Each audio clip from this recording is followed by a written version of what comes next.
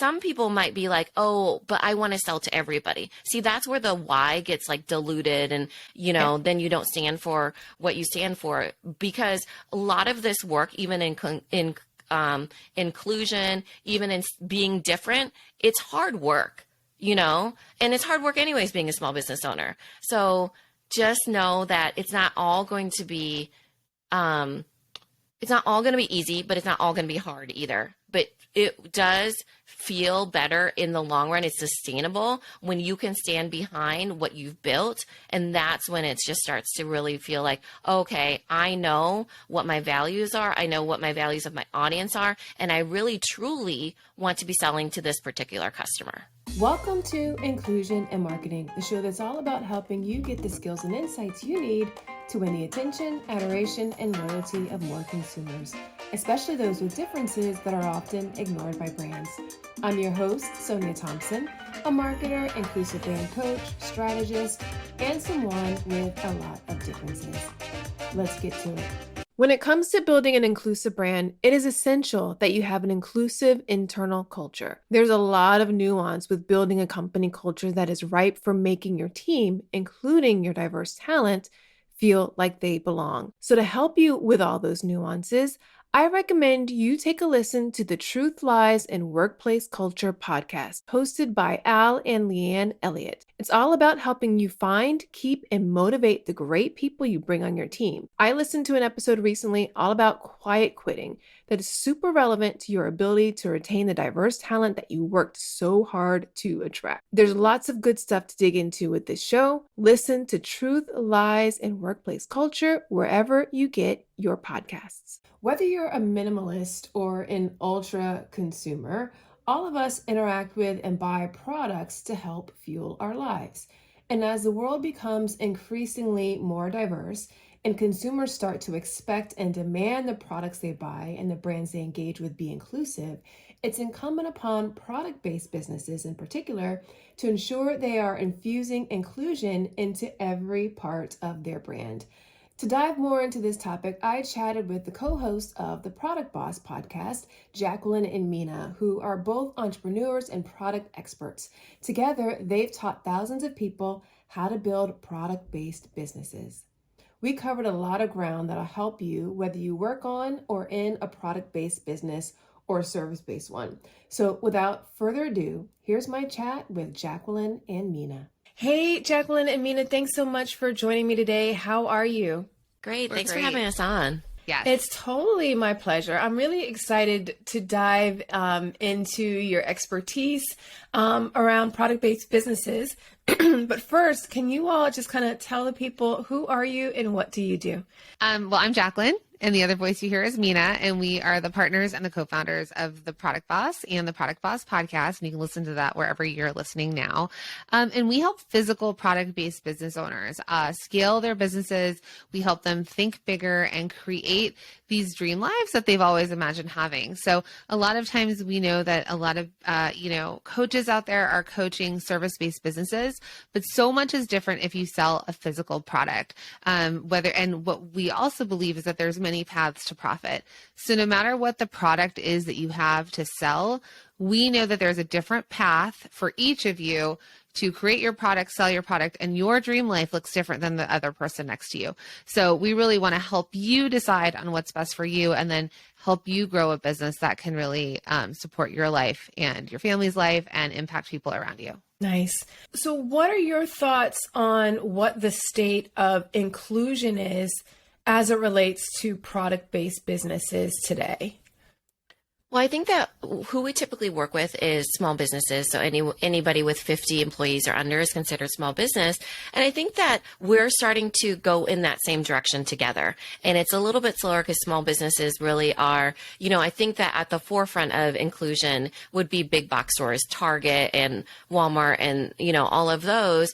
And what we see with our small businesses is that we work really hard, but it's not as dispersed or is not as distributed as quickly, but definitely we're seeing so much more of, inclusion in, even in packaging, even in visual display of, ad campaigns, even in social media and even internally with hiring. So that has been really great to see on the small business level, and really how Jacqueline didn't mention, but mostly we work with people that build literally empires, multi-million-dollar businesses, sometimes straight from their living rooms or their basements. So we're really getting to see, from the ground up, bootstrapped. And so it's really exciting to see that inclusion and that philosophy really, built into the core of the business from the get-go. I was just going to add, I think that it's happening in 3 different ways. In small businesses, sometimes it's harder in terms of inclusion when they're looking to hire, but I think it's in hiring, marketing, and the product diversification. Hiring for sure is something within our own business, within the businesses that we support. And when you see this in big businesses, that they're hiring and really thinking about diversity and inclusion. And then when we think about marketing, I feel like that was the low-hanging fruit. That was one of the quickest things they jumped on in terms of product-based businesses and showing representation when it came to visual representation. The biggest change I'm seeing that I'm really excited about is in the product lineups. We saw that with Fenty Beauty, for example, when she came out with all of the shades of foundation. We've seen that with Skims and the different product lineup that they have, and also in terms of let's just talk inclusion and skin color, but also in terms of body diversity, in terms of gender diversity, all the things. So I'm really excited to see where we're going now that the world is catching up with what's really happening in the world.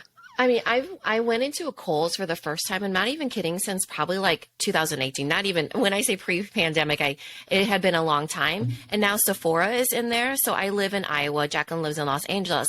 So at my local Kohl's, I saw a whole bunch of merchandising that is so different now, different skin tones, different body types. The Sephora has different, transgender. It's all different things in there. And I was like, that is really cool to see, because when you're taking, and I mentioned being in Iowa because we get everything last, let's just say, and it's nice to see that it is going out in a concentric circle in a way, so while we're seeing that even in product diversification, but even in the merchandising of it, and even in the usage of it, I guess, from the consumer standpoint. So that's really cool.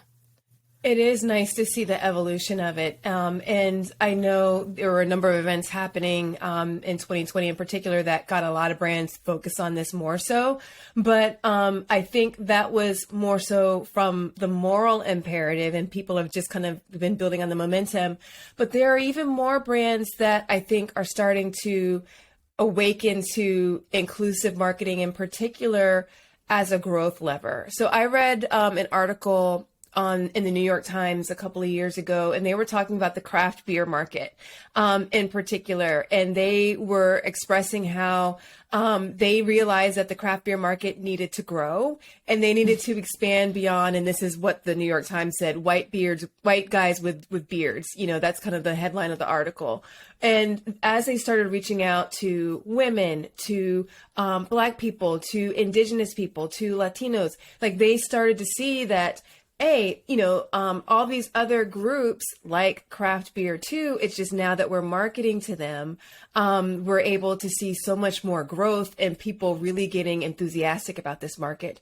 What are your thoughts, or what have you seen with product-based businesses using inclusive marketing specifically as a growth lever? Or is it more like the moral imperative? It's both. I like that it's usually started from the moral part of it, and then in terms of growth, because if we go from growth, I don't think that it's necessarily genuine or something that they're going to be able to integrate in terms of their values long term. But we're not in on all those meetings. So people buy from people, and people like to see themselves in the people that they're buying from. So we used to work with somebody who had a photography studio, and she would shoot those family portraits. And she said, if I shot a family with 2 sons and I put it out there in the world, as 2 parents and 2 boys, she would automatically have people that came in with 2 sons and 2 boys. So it would be the same for all of us. If you start to show people, if they get to see themselves represented in your brand, they feel like they belong. And ultimately, I think product-based businesses get really caught up, and this is probably all businesses, we get caught up with thinking it's about the actual product that we're selling versus how people feel, their emotions, the values, everything around it. And just going back to this beer example, because it's football season right now, right? So it's all the beer commercials. And Mina's like surprised that I'm watching real TV to see real commercials, but I'm learning a lot. Yeah. I was watching the other day, there was this commercial that came on that were they were white women, moms, jogging in like their suburban neighborhood in gym clothes. And at the end, they get together and they're so excited that they worked out and they cheers each other with 2 cold beers. And I started laughing out loud because I was just like, okay, they're trying to be inclusive by pulling women into the beer market. But this was probably made by a guy because women don't tend to go like meet after their jog and drink a beer as far as I know, the women that I know in my life.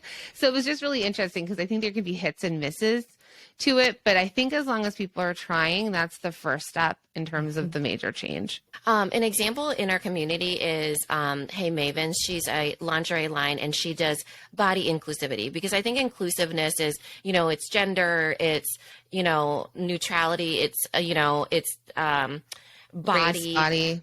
Right. Yeah. Religion. Race, age, all the things. And for her, hers was really being about body inclusive and then it ended up being body neutral. So I wanted to give that example for lingerie because it evolved. And I love the example that you gave from beer because beer used to be a young man's game. Marketing beer was a young man's game. And when Dos Equis came out, they created the most interesting man alive. Why? Because it was something different than the young 20-something-year-old frat boy that was getting drunk on Busch Light and Bud Light.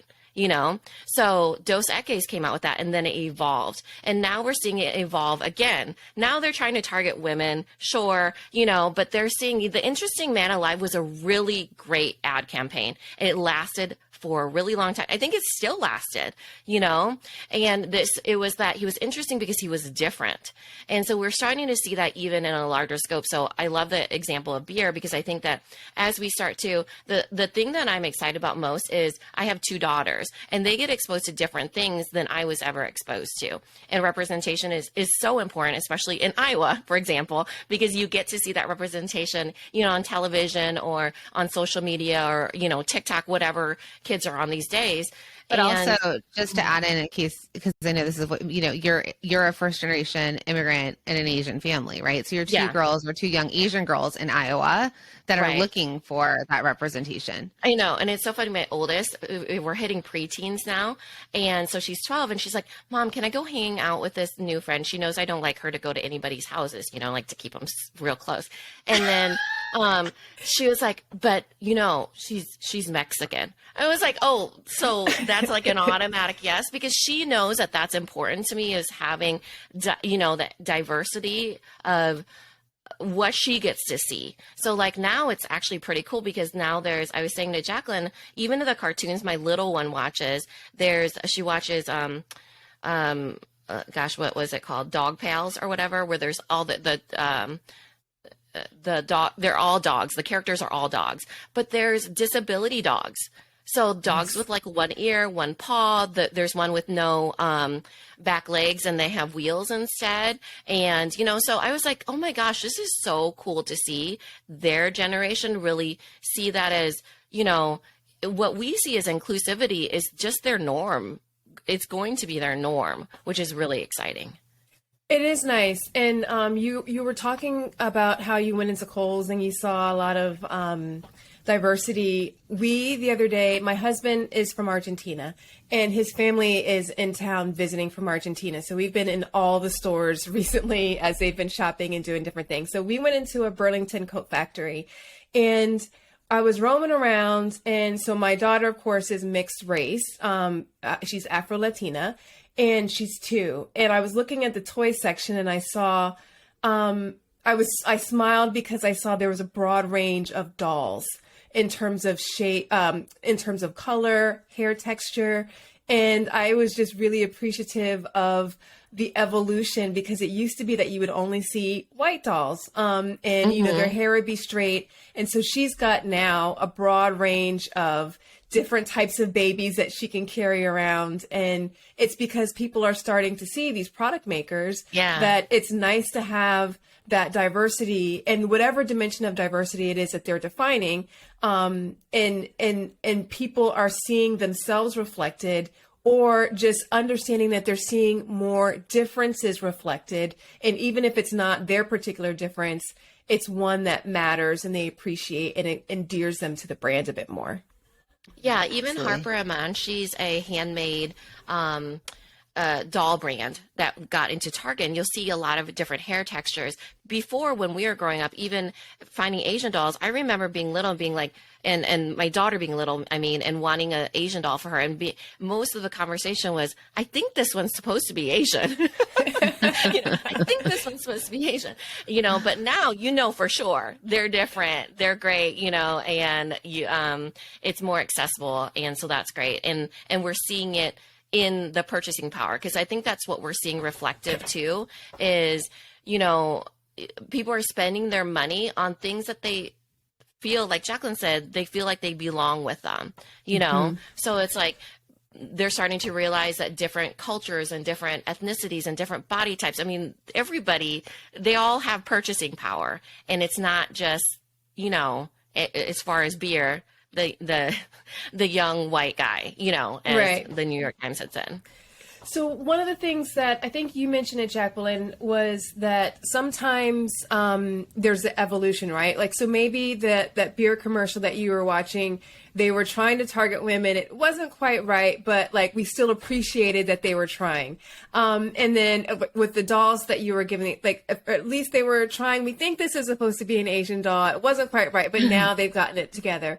Have you started to see, or what advice, I guess, would you give people with product-based businesses about that evolution? Like, because I think sometimes people feel like it has to be perfect right from the start, whether it's in their marketing or whether it's in their product.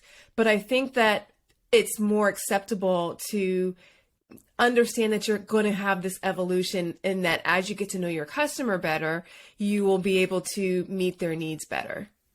Absolutely. We say done is better than perfect, or better done than perfect, right? Like all the things of just imperfection. We never feel ready to start a business. We may never feel ready to be parents. There's so many things we're never going to feel ready, and we have to do it.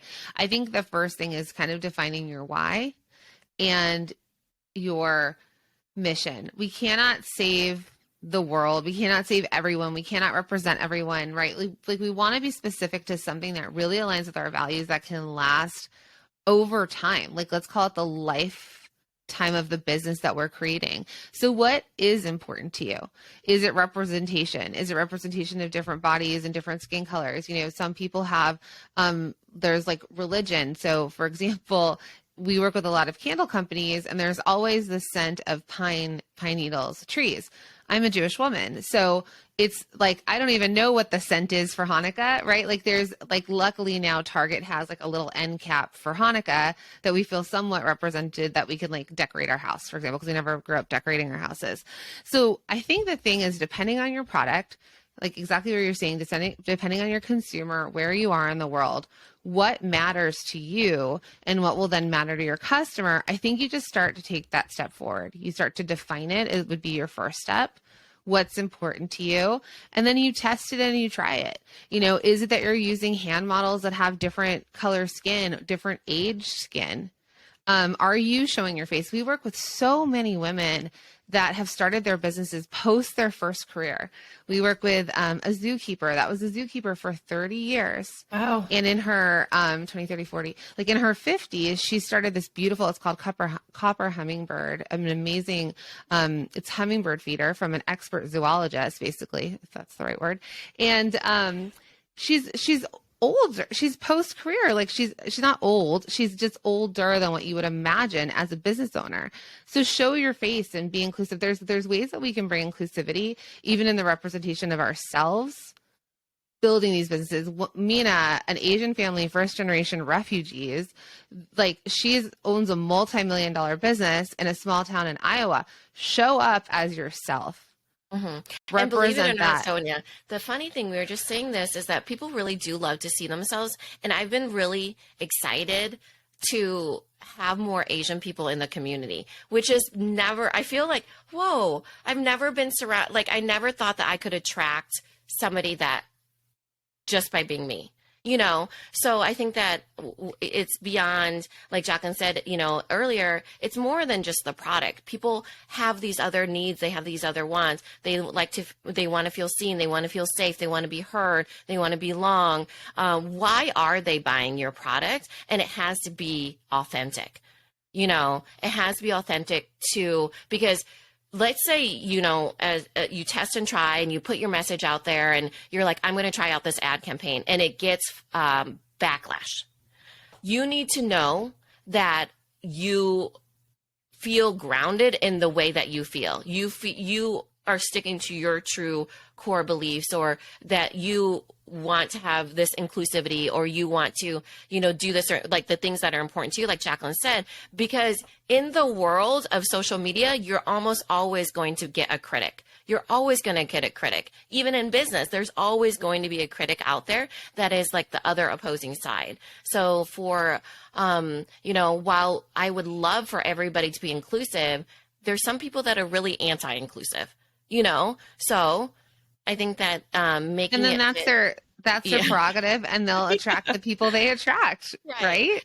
And then, you know, with you building your business, and, you know, maybe there's, you know, you're building it a certain way, you're figuring out what your brand is, you're figuring out who your customer is, then you start to know who you want to naturally repel and who you want to naturally attract. And I want to just quickly add on, like we are friends with Rachel Rogers, for example, and she talks about how Hello 7, when they were deciding on their customer base, they actually decided it was historically marginalized people. So it wasn't, you know, women of color. It wasn't, you know, whatever it was actually historically marginalized people. It allowed for actually a greater community of anybody that felt marginalized historically. So I think as we start to play with this inclusion and diversity, when I say play with it in our own bodies and our minds, how we want to represent it, what we're going to stand behind, because we're going to stand for something. If you're listening to this podcast, already incredible people listening here, that I think you find what matters to you, and then you can represent that and attract the right people to it. Yeah. One of the things that you mentioned earlier was about values, and values is something like, you know, I love to talk about, and making sure that, especially as people are taking this journey of being more inclusive, particularly in their marketing and the products and services experiences that they're delivering, that if they want it to be sustainable, it has to be incorporated into your values somehow. And the values, you know, Minna, will help you stand if there's backlash because people don't want to be inclusive. The values will help you stand in terms of, I want to serve this particular group of people. And I think that a wonderful place to start, you know, after you sort of establish what those values are, is then that helps you choose who are the groups of people that you want to make sure that you're serving. And then that kind of helps you say, oh, okay, I want to focus my efforts on accessibility, or I want to focus my efforts on, you know, these marginalized groups, or body, you know, diversity. And I think that kind of really helps people get started, because sometimes I think the world of inclusion might feel overwhelming if people think that especially if they think that they have to serve everybody suddenly all at one time. I've been guilty of overcomplicating things and doing the unnecessary in my business more than a few times over the years. No bueno. But as I've grown and have started leaning more heavily into my values, including the one that's all about that tranquilo life, there's no room for overcomplicated and unnecessary. So as I evaluate how to streamline the way I work, it's important that the tools and solutions I use are both simple and streamlined as they work to help me reach my goals. HubSpot integrates sales, marketing, and customer experience all in one place, which makes for an uncomplicated and unfussy experience. Want to know something else cool about HubSpot that aligns perfectly with my Tranquilo values? With HubSpot, you can try before you buy. No commitment, no hidden fees, not even a credit card is needed to sign up. Talk about uncomplicated and a peaceful experience.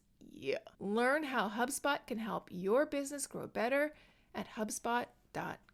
Do you have any watch outs for marketers or even the people that you've been training over the years as it relates to being more inclusive with their products or their marketing?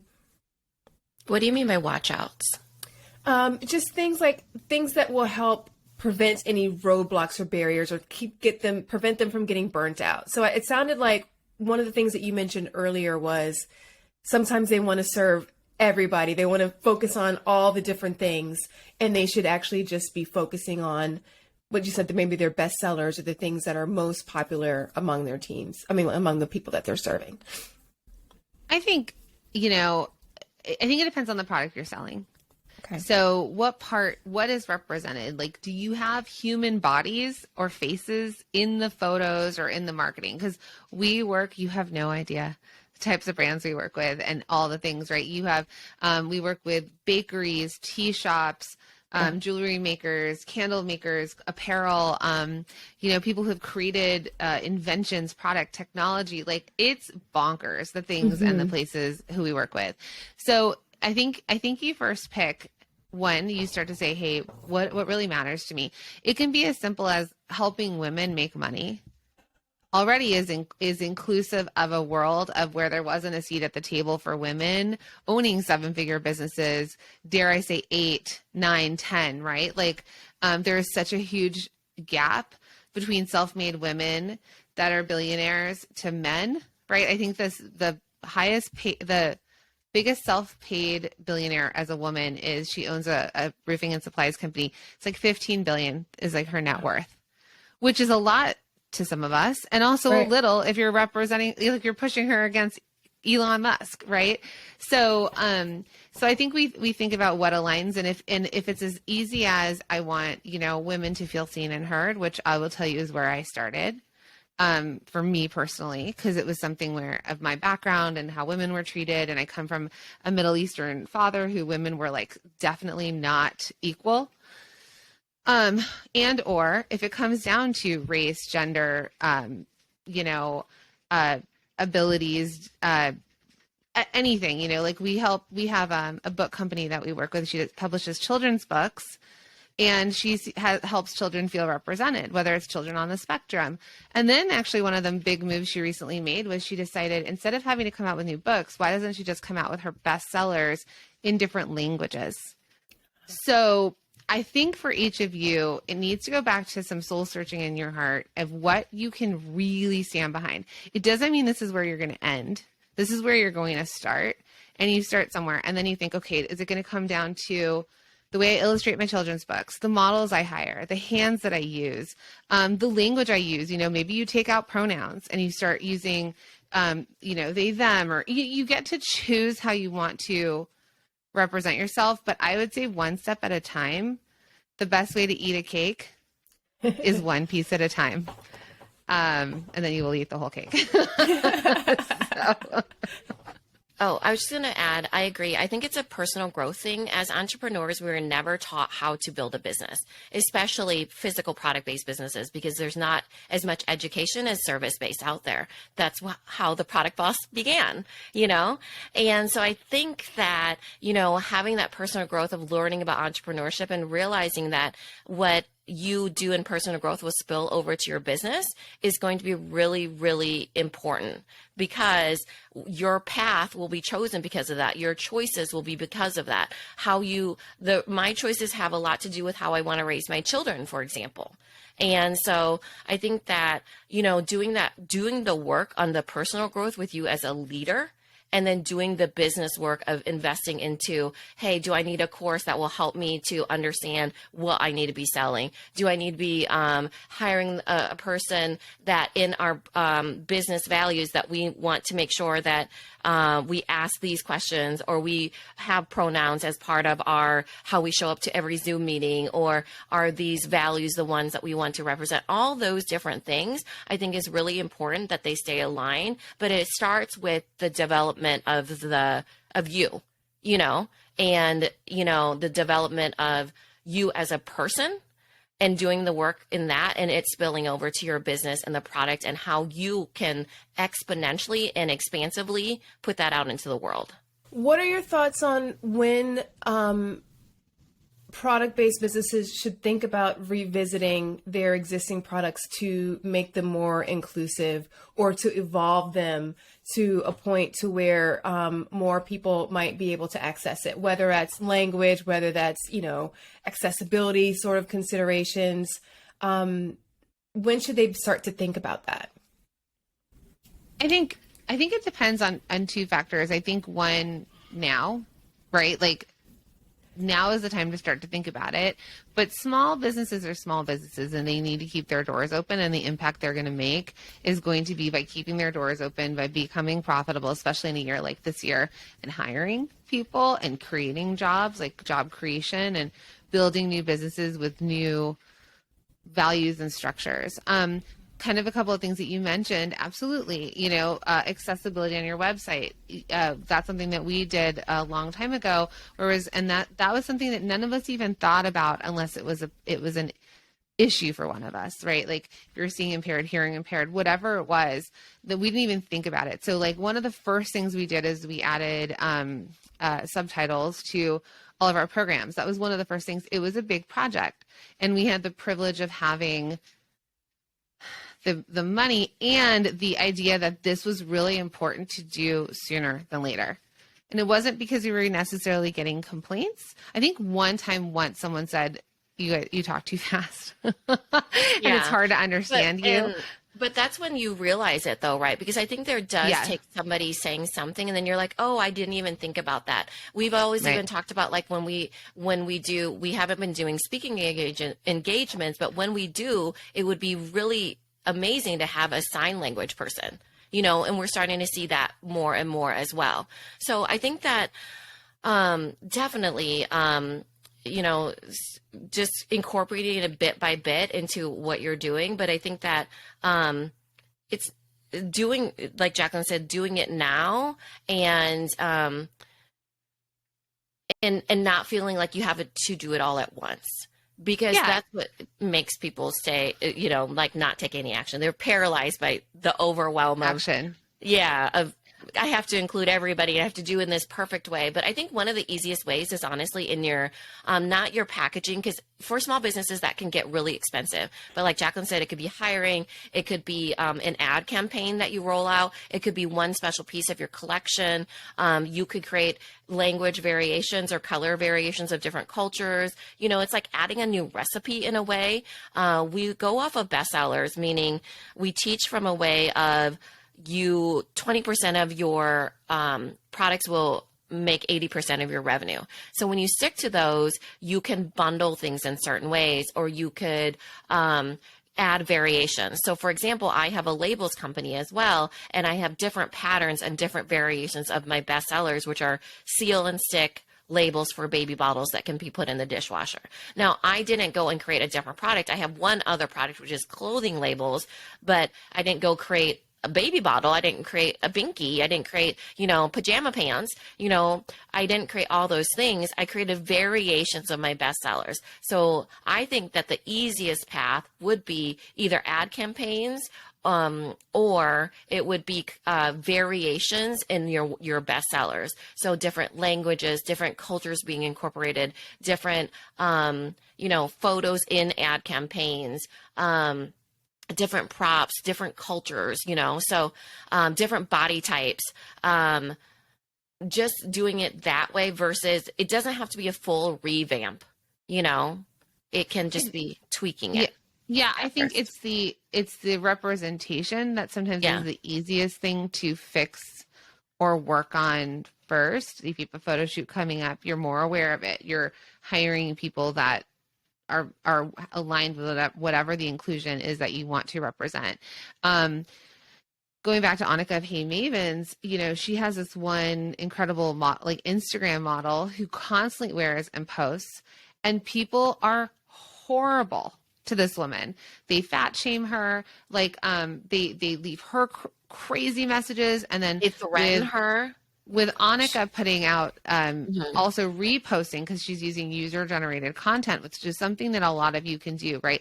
As you start to see your products being used in real life, and you're seeing the representation of the real customers that are using it, real customers, real people, moms that have messy houses could even be a representation of somebody. And you start to share it, you just want to stand behind, again, going back to those values that you've set initially of this is what I want to do. I want to just bring up the Ukrainian war because why not? No, not something to laugh at, but when it all happened about a year ago and people were trying to figure out what do we do, there's a war that's breaking out on the other side of the world. And we talked to our community about, does this impact you directly? Does this impact your community? There are so many horrible things that are happening in the world. Each of us can pick up a sword to fight.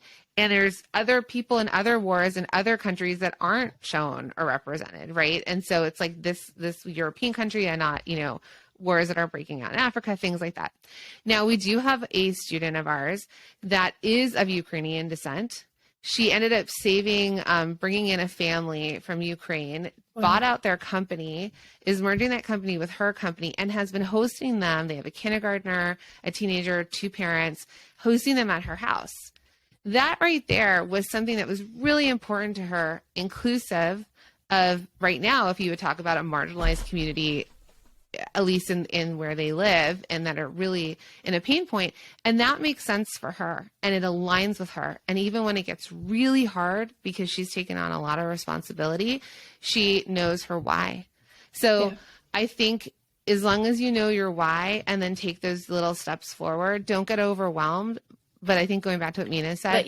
But that's not for everybody. I don't want people to feel like that they have to do that either, because don't feel guilty that you're not bringing in an entire family that needs to be hosted and, you know, a family of 7 refugees. You know, you do what you do in your way, even with Annika. And I think the point here is that, you know, when the audience starts attacking that model that Jacqueline was talking about, Annika stands behind her and actually says it's a great way to repel the people that she doesn't want to be selling to anyways. So it brings, you know, the nuts, the people that she does not want, you know, out of the woodwork essentially. And she's good with that. Some people might be like, oh, but I want to sell to everybody. See, that's where the why gets like diluted, and, you know, then you don't stand for what you stand for, because a lot of this work, even in inclusion, even in being different, it's hard work, you know, and it's hard work anyways, being a small business owner. So just know that it's not all going to be, easy, but it's not all going to be hard either. But it does feel better in the long run. It's sustainable when you can stand behind what you've built. And that's when it just starts to really feel like, okay, I know what my values are. I know what my values of my audience are. And I really, truly want to be selling to this particular customer. But I want to go back and say that, for example, the Ukrainian family, she's not using that as a marketing representation at all. She's not even saying, hey, I bought this marker company and they're, you know, she's not even marketing it. It's something that's internal, that's aligned with her. So I think everybody gets to decide what matters, and is it internal? Is it the way that you're hiring and your practices? Like, what is the core mission of the business? And it can be simple. It's about representation. And I think it's going back to Minna, because this is even something that we've discussed over the years, like being thought leaders, going through whatever has happened over the last few years. You know, it's been amazing and it's been hard to manage. And the thing for both of us has been that thicker skin of allowing people to be repelled or to ask for refunds because they don't align with our values. And we're like, we have no idea how you have your own value. You know, like there's these things that, and we don't shop at companies because we for sure do not align with their values and what they support. And so it's okay. There are enough people in this world to buy from you and still make you richer than you've ever believed that you would ever be. For sure. I know you all have a challenge coming up for product-based businesses. Can you talk a little bit about that? Sure. So this is actually our favorite and most popular challenge. It's called the Bestseller Secrets Challenge. It starts off with some workshops that a series of workshops that are amazing. They're called, the series is The Product Boss's Guide to Your Best Year Yet. So we start off with weekly workshops to get you kind of, your wheels turning in your head. We start teaching you about how the 80-20, like I was talking about earlier, but also how you can, as a small business, make more money and how it can become easier. And we walk you through systems and your visibility and your sales and growing your profit. And really from the standpoint of let's do it together in community. And let's have fun and let's, talk about the things that we want to talk about, because it's hard being an entrepreneur and you feel alone in that. And that's really why we started the podcast and everything as well, is because you feel so alone in entrepreneurship and specifically in physical product entrepreneurship, because you're surrounded by boxes, or you're just making, or you tend to be an introvert, which a lot of our audience is.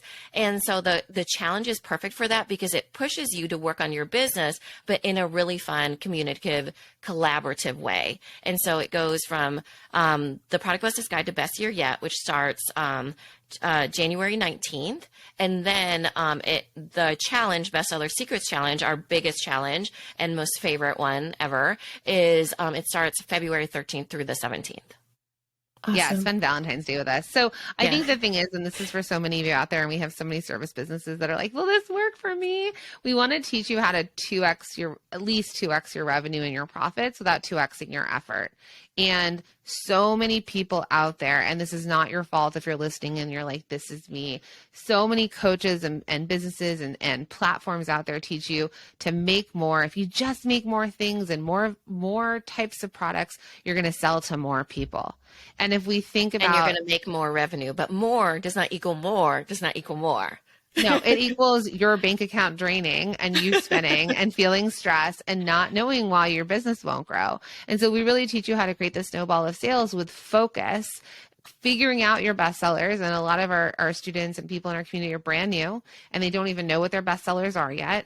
So we really help them niche down, figure out what they can be known for in this world. We like to give like the Juicy Couture tracksuit example, right? Like if you're a child of the 90s, there was every color and variation of that tracksuit. And you bet your bottom dollar that the two women that created that company were so sick of velour tracksuits. I mean, they're having a minute and a comeback now, but they sold that company for hundreds of millions of dollars based on expanding their visibility, their awareness, their sales, their consumer base by really focusing. It doesn't mean they didn't sell other clothing items, but 80% of their revenue came from probably 20% of their product lineup, and they leaned in. And so if you want to learn how to do that, come join us in these free workshops. It's at theproductboss.com/best. That's theproductboss.com/best. Come join us. It's totally free, and you're going to feel like you finally have found your people, because it is a community of thousands of product-based business owners. Oh, I love it whenever there's places where people can feel like they belong. And this sounds great. I'm going to link up to it in the show notes so people can access it easily. Thank you so much for sharing. Thanks so much for stopping by. Do you have any parting words of wisdom for marketers, business leaders, product-based business owners who want to, be more inclusive with what it is that they're doing and their marketing and their offerings? I want to say there's no perfect way to do it. I know that, we're all just figuring it out. Literally, even the people that stand up on their soapbox and they're just like, this is how you do it step by step. That's simply not true in the real world. We're all just figuring it out. We're doing the best that we can. So offer people grace and kindness, and also offer that to yourself is what I'd like to say. Very cool. All right. Thanks again so much for stopping by, and hope more people join that challenge. Thanks, Sonia. Thank Thanks you. for having us. Jacqueline and Minna had so many great thoughts to share. If there's one thing I want you to latch on to in particular, it's the whole discussion around building an inclusive brand being an evolution. It isn't about where you start. No one is expecting perfection from the beginning. It's all about putting your best effort out there. Understanding that there will be learning and growth and pivots along the way, and responding to feedback from the people that you serve. So when you approach inclusive marketing and building an inclusive brand in this manner, it makes getting started and making progress go so much more smoothly and feel a whole lot less daunting. That's it for today's episode. Remember, if you're interested in joining the challenge Jacqueline and Minna are hosting, head to the link in the show notes so you can get signed up. And if you like this episode, I'd love it if you'd share it with a friend or a colleague. And if you're enjoying the show overall, I'd so appreciate it if you leave a rating and review for it in your podcast player of choice. Both actions really do help more people discover the show, which I like to think helps us build a more inclusive world. Until next time, remember, everyone deserves to have a place where they belong. Let's use our individual and collective power to ensure more people feel like they do. Thanks so much for listening. Talk to you soon.